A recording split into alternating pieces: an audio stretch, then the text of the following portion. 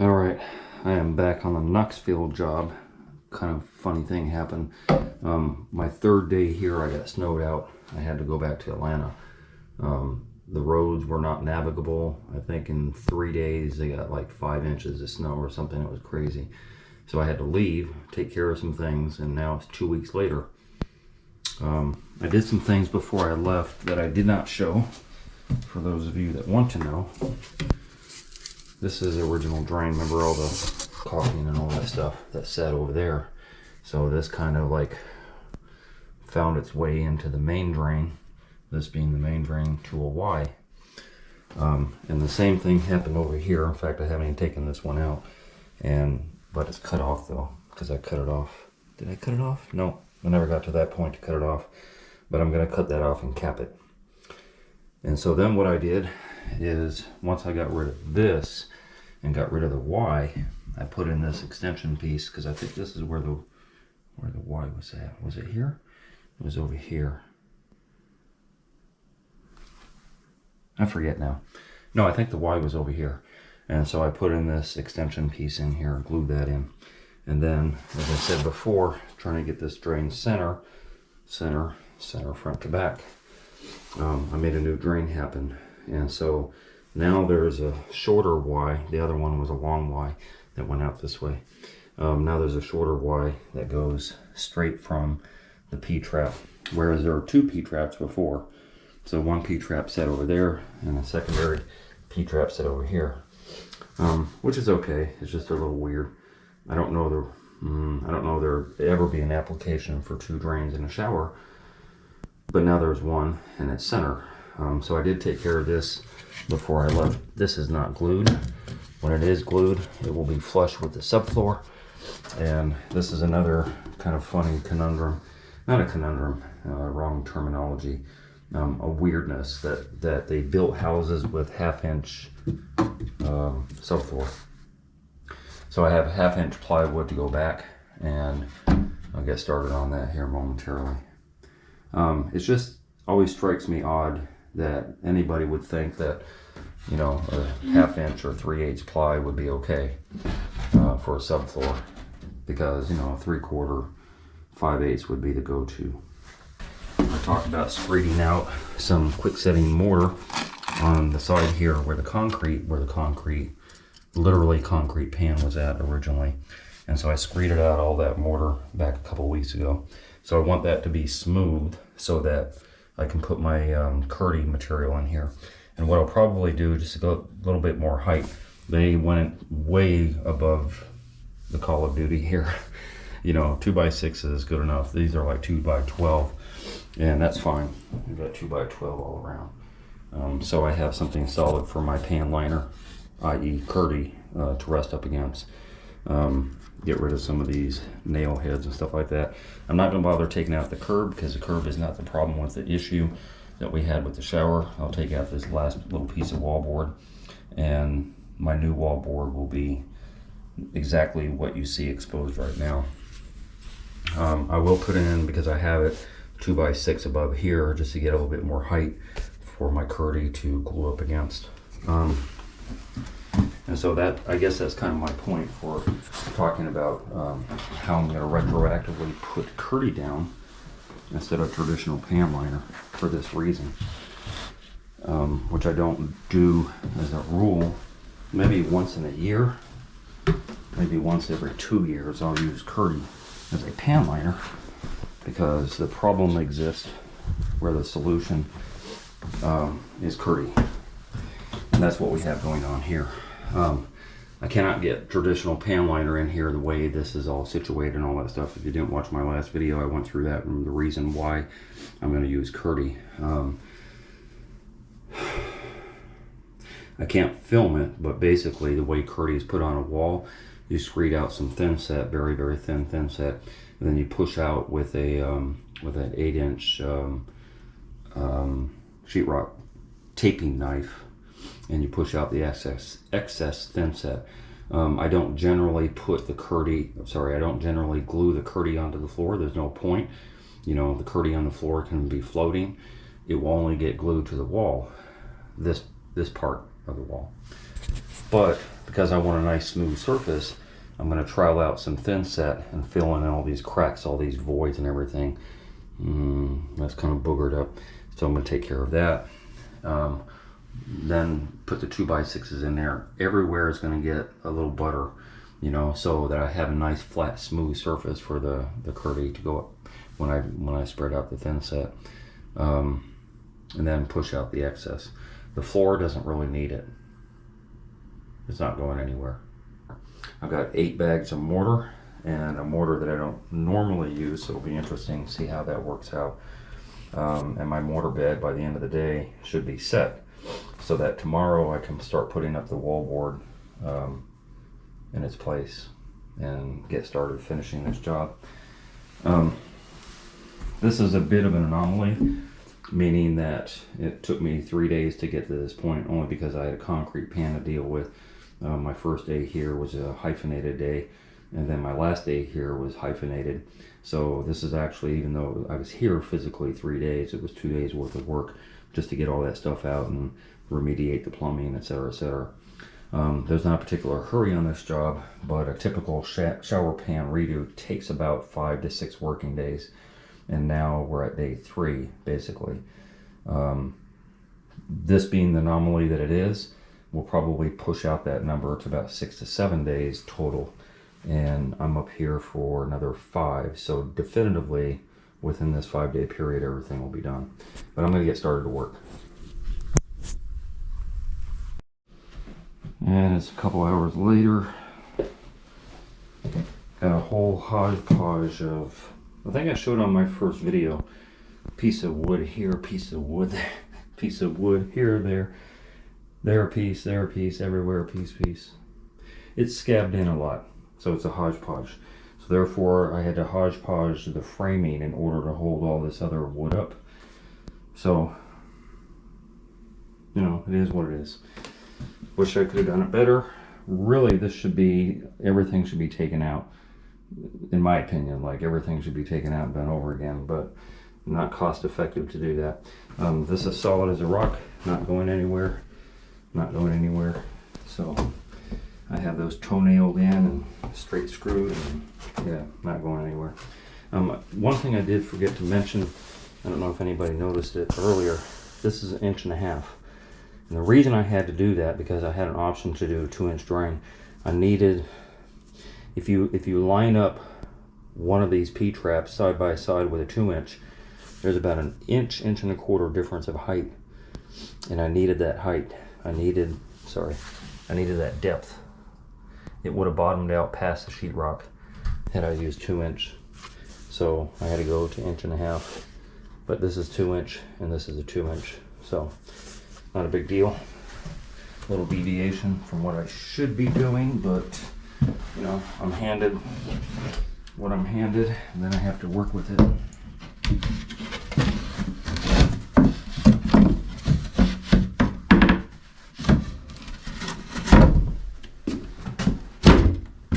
It's like a glove. These boards down, I can put my drain in and move forward from there. So yeah, a little unconventional way of doing stuff. Again, not what I would prefer to do, but it's what I was given, so that's what I have to work with. Sometimes you have to improvise and compromise a little bit. So there you go. I found the other piece of wood that is buried now. Let me explain what I've done here. As I said on the very first video, the last one that I posted, I talked about how I was going to remediate this pan, because I can't use a traditional pan liner. In order to do that, I would have to take out the curb material, which would be against the glass, and the glass won't move because the screws are stripped out, blah, blah, blah, blah, blah. Once in a year, maybe sometimes not at all in a year, I'll do Curdy for a pan liner. Curdy is a cloth type of waterproof membrane that normally would go on your walls. But because it's waterproof, I have no compunction about setting it on, using it as a pan liner. And so once every couple of years, I'll use Curdy for a pan liner on a condo, for example, where I have metal studs. and the metal studs will get some, the scabbing will be some PL with some plywood in between the metal studs. Then I'll butter that so it's all monolithic going across. A couple other reasons that I would use Kerdi, but I'm not going to go into it. But that explanation given already, that's why I buttered all this all the studs and all the scabbing, the 2x10, 2x12, because I want it monolithic, same as over here, where anywhere there's wood cracks or whatever, when I come in tomorrow, I want to be able to screed out a thin layer of thin set that'll only go on the perimeter vertical. The horizontal doesn't need any thin set. That Kerdi material will just be floating here until the mortar goes on top of it. So I'm going to screed out some thin set all the way up as far as I can. My Kerdi material will go up as far as I can all the way around. I just fill all the cracks. There's no reason to do that necessarily, but I just like doing it. So that's what I did down here. Also, there was I think there's 4 2x4s under there. So those 4 2x4s, you can't see it no more. You can barely make out where they are. Those 4 2x4s got screeded out with some thin set also. The only exception to what I'm talking about, filling all the cracks because I had excess thin set, is there's a little taper mudding going on here. So the muttering got done because there is a slight slope going in that direction, and I'm not really worried about that the floor is flat and level and all that stuff, because again, we're waterproofing the pan surface, so everything below that really doesn't matter. The floor kind of cockeyes to that area, so that got a little bit more thin set than this area. And then I just took a large, I think it was a 10-inch blade or something like that, screed it out nice and smooth. See the bubble? Can't see the bubble. I got too much dust on it. Almost right on point. Almost right on point. Let's see if I got a better level. Sight glass on these suck. Look at that. Like right on point. Right on point. Yeah, that's not an accident. Everything that you do with a shower, the prep is the most important. Everything. If they had done their prep right, I wouldn't be here. If they had simply waterproofed, so even if their prep was badly done, the waterproof would have been the savior. But they didn't do that either, and that's why I'm here. But the prep matters. Prep. All this stuff is beautiful, it's gorgeous, it's really, really well done tile, which doesn't matter because the prep was messed up. Did I emphasize that enough? Do the prep correctly. Anyway, tomorrow. This is the next day. I've already put my Kerdi membrane down in my shower pan. So if you didn't watch my last video, that's on my channel, which I don't know if you did or not. I explained why I'm using Kerdi as a shower pan liner. Maybe once in a year I do this. Maybe. Sometimes a couple years will go by and I never do it. But there's a purpose for it. In this case, because this shower is a bit of an anomaly, I'm using Kerdi as a shower pan liner. And I'm not going to go into the reason why it's an anomaly. You can watch the first video or the last video that I posted on my channel to find out that. I don't trust Kerdi to only be glue with thin set. Regardless of the thin set, Kerdi calls for modified thin set. I think they've changed it now, but they call for unmodified thin set to be your glue, and that's all.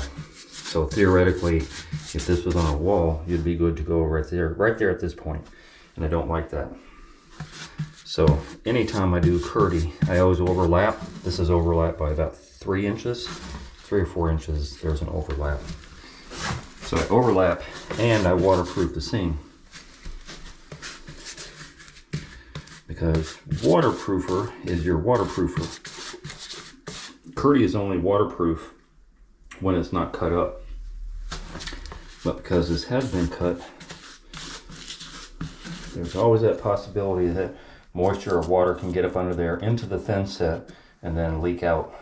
Now arguably, because I'm waterproofing the mortar pan surface, no water should get in here. But this is a redundancy that I'm comfortable doing because it doesn't take much time, effort, or money to do what I'm doing. So I just feel better to do it than not to do it.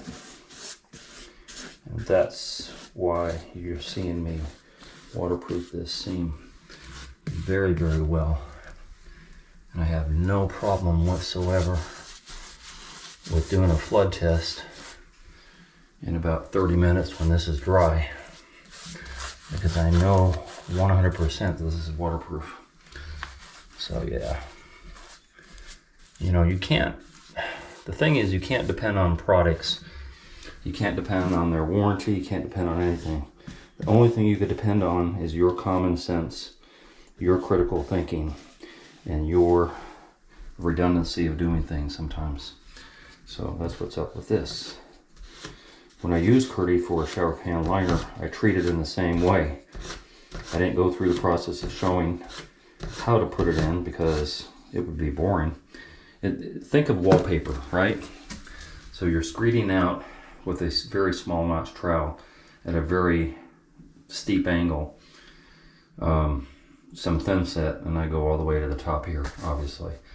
And then you take your 6-inch knife and you push out the excess thin set to the top, from bottom to top.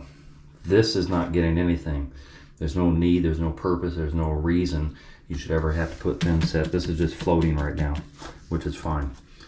But it gets the perimeter all the way around. And I do my corner the same as I do pan liner. So I do my hospital folds in the corner. I still put a screw at the top.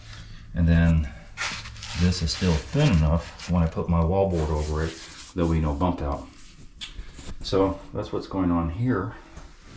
And that same light, when I do my drain, which I have ready already with my bolts and my knife and my drain, my bottom flange, that top flange is going to go into the bottom one. When I do my X, same way as I would on a traditional pan liner, and then I can find my bolt holes just by feeling it, do a little X there, and I put my bolts through there. No difference than a traditional pan liner. Yeah.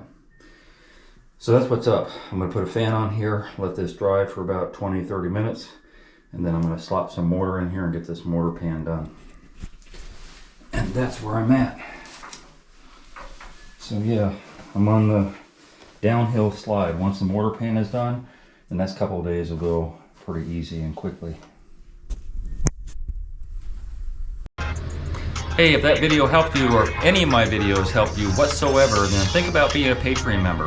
A Patreon member means that you're supporting me by $1, $5, $10 a month on a continuum, or you could do a one donation type of thing, you know, for that advice that I'm giving you for free. I don't make anything off of YouTube. I don't have merchandise to sell. I don't have no membership. I don't have no PDF form that I can send you on how to do things. My videos are free to watch. YouTube pays me nothing. And you need personal advice, $50 for a phone call. Send me on PayPal $50 and your phone number, and we'll talk. And I'll walk you verbally through your project and help you out with that.